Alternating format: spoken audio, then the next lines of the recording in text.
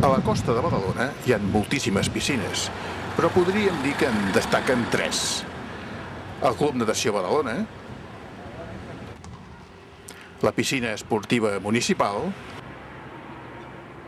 i finalment, com podem veure aquí darrere, hi ha la piscina de la FECSA, les Tres Xemeneies, o també anomenat la piscina dels peixos. Per què?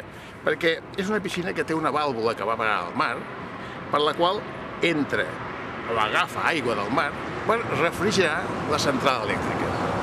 Després aquesta aigua torna a parar a la piscina, a bassa perquè ens entenguem, i aquesta l'expulsa al mar, o l'hauria d'expulsar a una temperatura ja ambient, perquè ens entenguem, no? Però què passa? Que els peixos no saben llegir.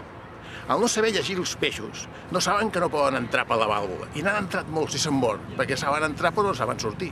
I s'han quedat tots allà morts al fons de la piscina, amb la qual cosa la piscina té la meitat de la seva capacitat.